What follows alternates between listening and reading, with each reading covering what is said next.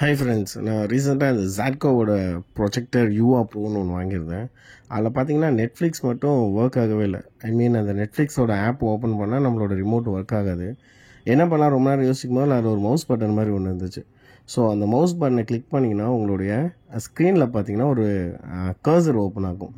So இப்போ நீங்கள் Netflix போனீங்க அப்படின்னா ஜஸ்ட் ஓப்பன் மட்டும் தான் பண்ண முடியும். நம்மளால் அதுக்கப்புறம் அந்த ரிமோட் ஒர்க் ஆகாது. ஸோ அந்த மவுஸ் யூஸ் பண்ணோன்னே இங்கே பார்த்தீங்கன்னா உங்களுக்கு கர்சர் தெரியுதா?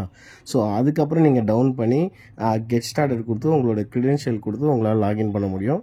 ஒன்ஸ் நீங்கள் லாகின் பண்ணீங்க அப்படின்னாலும் நெட்ஃப்ளிக்ஸ் ஆப்புக்குள்ளே போயிட்டு நீங்கள் யூஸ் பண்ணோம் அப்படின்னா அந்த கர்சர் தான் யூஸ் பண்ணணும். So Netflix app once open பண்ணிட்டீங்க அப்படின்னாவே அந்த கர்சர் மட்டும்தான் ஒர்க் ஆகும். ஸோ மவுஸ் பட்டனை கிளிக் பண்ணிவிட்டு கர்சரை வச்சு ஓப்பன் பண்ணி நீங்கள் வீடியோஸ் ப்ரௌஸ் பண்ணலாம், ஓப்பன் பண்ணலாம். ஸோ நெட்ஃப்ளிக்ஸ் ஒர்க் ஆகும். ஸோ இது நான் நிறைய பேர் பார்த்துட்டு இருந்தால் ரொம்ப நிறைய பேர் இதில் ஒர்க்கே ஆகலை, அவ்வளோதான், இந்த ப்ரொஜெக்டரில் நெட்ஃப்ளிக்ஸ் ஒர்க்கே ஆகாத மாதிரி சொன்னாங்க.